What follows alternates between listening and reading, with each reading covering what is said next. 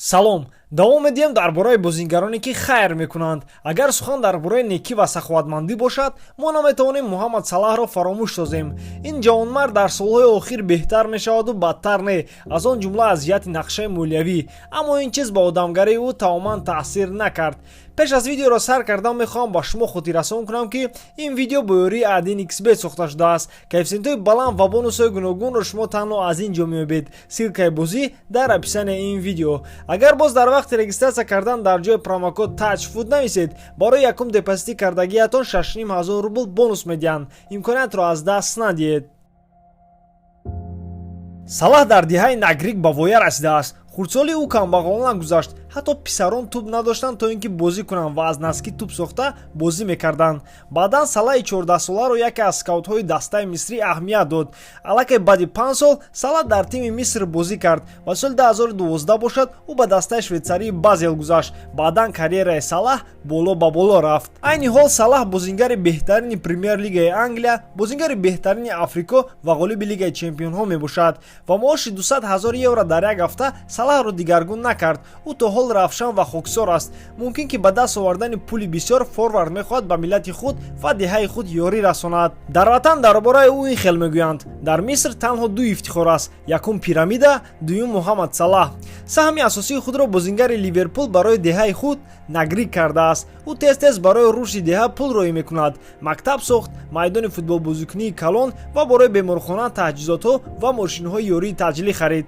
Барои сохтмони маркази ҷавонон пул ҷудо карда, барои духтарон мактаби алоҳида сохт. ҳар моҳ Салаҳ қариб $5000 сарф мекунад барои он ки оилаҳои ҷавонро ёрӣ расонад. ҳатто тӯй дар диҳаи Нагрик бе Салаҳ намегузарад. ӯ барои тӯй пул ҷудо карда ба тӯйдорон тӯҳфа мехарад. соли 2018 Салаҳ $450,000 ҷудо кард барои тоза кардани об ба диҳаи худ ва дигар диҳаҳои наздике ки аз оби нӯшокӣ танқисӣ мекашиданд. Муҳаммад мусалмони ҳақиқист. ӯ ҳар сол ба Нагрек дар моҳи Рамазон рафта ба кӯдакон тӯҳфа тақдим карда ба масҷидҳо ва маркази исломӣ маблағгузорӣ мекунад.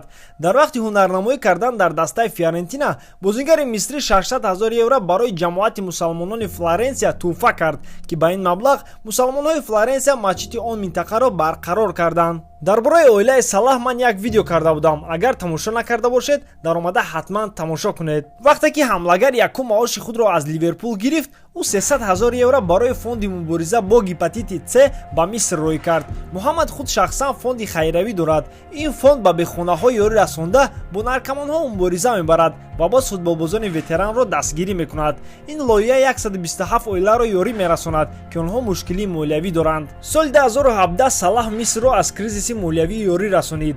яке аз мушкилии Миср ин қасри асъори хориҷӣ буд. дар охири соли 2017 ин мушкилӣ ба пики худ расида, роҳбарияти давлат натавонистанд ин мушкилиро ҳал кунанд. якумин шуда ба ёрии давлат Салаҳ омад. ӯ 210 000 фунт ба буҷети давлат роӣ карда, ҳамин тавр вазъиятро дар кишвар устувор кард.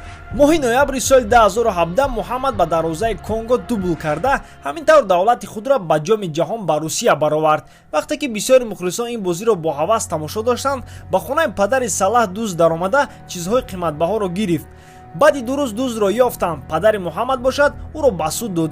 аммо реаксияи бозингари Ливерпул ҳамаро дар ҳайрат гузошт. ӯ аз падараш хоҳиш кард ки изҳороти худро гирад. шахсан худ бо дӯст вохӯрда ба ӯ пул дод ва ба ӯ ёрдам дод ки ҷои кори нав ёбад. ин хело рафтори арзандонок аст. хайне дӯстон. Салаҳ ҳамавақт такрор мекунад ки одамонро бояд шанси дуюм диҳанд. дар охири соли 2017 боз як чизи шавқовари дигар рух дод. яке аз бизнесменони бойтарини Миср ҳамон қадар хурсанд буд барои баромадани тими худ дар ҷоми ҷаҳон, то хост ба Салаҳ виллаи базебро тӯҳфа кунад. аммо Салаҳ қатъиян рад кард ва гуфт агар ӯ хоҳад ба ман хурсандӣ биёрад, то пули он вилларо барои рушди диҳаи Нагрик сарф кунад. Салаҳ на танҳо барои Миср қаҳрамон аст, балки ба шаҳрҳои наздики Шарқ. дар вақти бозии Ливерпул шумо ягон ҷои холӣ дар барҳо ва ресторанҳо намеёбед вақте ки бозӣ пахши мустақим меравад. ва он ба шумо таздиқ мекунам ки Салаҳ дӯстдоштаи ҷамоат мебошад. дар охири интихоботи президентӣ 1,5 миллион нафар бюллетенҳои худро исроф карда, номи форварди дӯстдоштаи худро навиштанд. дӯстон, шумо кадом бозингарро мехостед президенти давлати худ бинед? ҷавобашро дар комментария нависед. дар охир бисёри видеоҳо дар бораи Неймар бадии ӯро нишон медиҳад ва ман мехоҳам дар бораи корҳои хайриявии ин бозингар видео кунам. Агар ин видео 2000 лайк гирад, видео дар бораи бозингари бразилиёиро мепартоям ва аз ёд набаронед дар канали Фут бародарон обуна шуданро, ки аз ягон чиз қафо намонед. Ба наздикӣ во мехӯрем. Бо шумо буд Муҳаммад Гаиров. Хай.